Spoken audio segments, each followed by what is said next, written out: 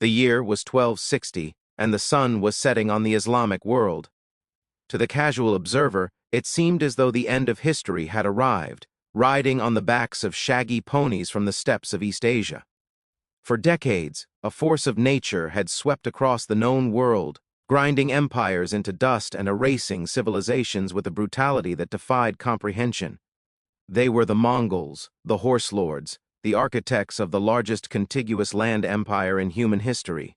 They had swallowed China, devastated Central Asia, shattered Russia, and trampled through Eastern Europe. Now, their gaze was fixed firmly on the Middle East. The psychological terror that preceded the Mongol Tumans was a weapon far more potent than their composite bows or curved swords.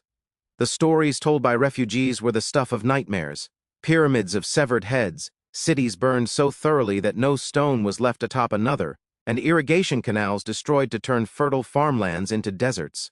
In 1258, just 2 years prior, the unimaginable had happened. Baghdad, the glittering jewel of the Abbasid Caliphate, the intellectual and cultural capital of the Islamic world, had fallen.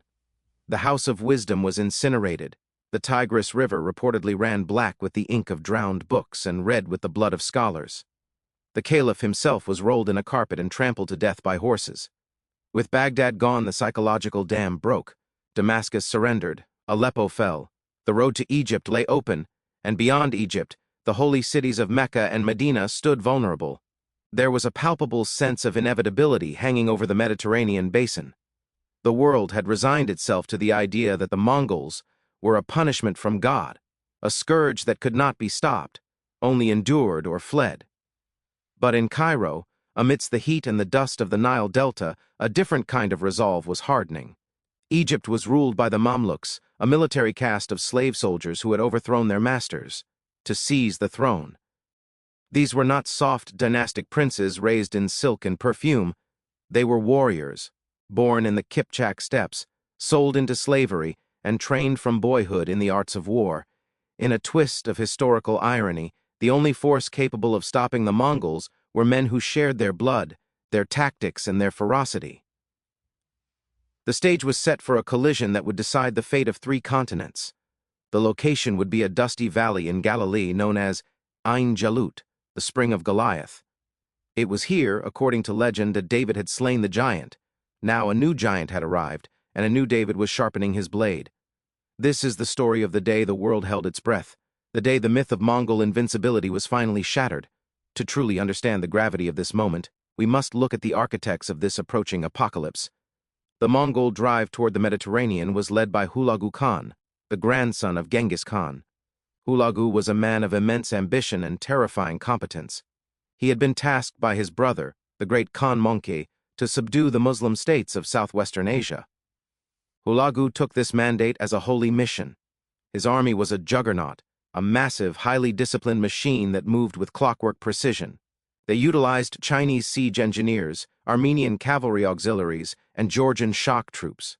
They were an international coalition of destruction. After the fall of Baghdad, Hulagu sent envoys to Cairo with a letter addressed to the Mamluk Sultan Qutuz. The letter remains one of the most chilling documents in military history. It was not a diplomatic communique, it was a demand for total submission. It read, in part, "We have conquered vast areas, massacring all the people. You cannot escape from the terror of our armies. Where can you flee? What road will you use to escape us? Our horses are swift, our arrows sharp, our swords like thunderbolts, our hearts as hard as the mountains, our soldiers as numerous as the sand." Sultan Qutuz, the man holding this letter, was a figure of complex origins. He had risen through the brutal meritocracy of the Mamluk system. He knew that submission meant death, or at best, a life of servitude. But he also knew that fighting the Mongols had historically been a suicide mission. His council of emirs was terrified. Many argued for flight to North Africa. But Qutuz was made of sterner stuff. He looked at his generals and declared that he would fight, even if he had to fight alone. To drive the point home and to burn the bridges behind him, Qutuz did the unthinkable. He ordered the Mongol envoys, sacrosanct in the laws of nations, to be executed. Their heads were severed and hung from the gates of Cairo. War was now the only option, but fate intervened in a way that would alter the odds. Thousands of miles away in the Mongolian heartland, the great Khan Monkey died. Mongol tradition dictated that when a great Khan passed, the princes of the blood had to return to the capital for the Kurultai, the council to select the new leader. Hulagu, sensing the shifting political winds and perhaps eyeing the throne himself, withdrew the bulk of his massive army, taking them back toward Persia and Azerbaijan. He left behind a holding force, a single Tumen plus auxiliaries, totaling perhaps 10 to 20,000 men, under the command of his most trusted lieutenant, Kitbuka. Kitbuka was a veteran general, a Christian of the Nayman tribe, and a man who had never known defeat. He looked at the Mamluks with contempt. Even with a reduced force, he believed the Mongols were superior to any army the Muslims could field. He stationed his troops in Syria and Palestine, waiting for the Mamluks to make a move, confident that when they did, he would crush them. Kutuz, through his network of spies, learned of Hulagu's withdrawal. He realized that this was a singular window of opportunity. If he waited, the main Mongol host would eventually return. He had to strike now. He ordered a general mobilization of the Egyptian army, but this was not enough. He needed his greatest rival. Baybars, a fellow Mamluk commander who had fled to Syria after a political purge, was summoned back. Baybars was a volatile, dangerous, and brilliant tactician. He and Kutuz had blood between them, but they put their feud aside for the sake of survival. Baybars would command the vanguard. The Mamluk army moved out of Egypt, crossing the Sinai Peninsula in the blistering heat of July. This was a bold, aggressive move. Usually, armies waited for the Mongols to come to them. Kutuz was taking the fight to the enemy. As they marched up the coast of Palestine, they faced a diplomatic dilemma. The Crusader states, clinging to the coast in their fortresses at Acre and Tyre, were technically enemies of the Muslims. However, the Crusaders were equally terrified of the Mongols. After heated debates, the Crusader barons in Acre agreed to a policy of strict neutrality. They would not fight with the Mamluks, but they would supply them with food and allow them safe passage through their lands. This passive support was crucial. It allowed Kutuz to move his army swiftly and well-fed toward the Galilee. On September 2nd, the Mamluk scouts made contact with the Mongol outposts. The main battle would be joined the following day, September 3, 1260. The location, Ain Jalut, lay in the Jezreel Valley, a corridor that has seen more battles than perhaps any other spot on Earth. The terrain consisted of a plain roughly 3 miles wide, bordered by the steep slopes of Mount Gilboa and the Galilean hills. It was terrain that suited cavalry, but the narrowing valley also offered opportunities for ambush. The sun rose on a Friday, the holy day of Islam. The Mamluk army, numbering perhaps 20,000 men, was a mirror image of their enemy. They rode tough steppe ponies, they wore lamellar armor, they carried composite bows, lances, maces, and curved scimitars. The were horse archers par excellence. But they had one advantage the Mongols did not expect. They knew the Mongol playbook because it was their playbook too. Kutuz and Baybars had devised a plan that relied on discipline and deception. Baybars took the vanguard, a smaller force, and rode out to meet the Mongols. Kutuz hid the main body of his army in the folds of the hills and the tree lines surrounding the valley.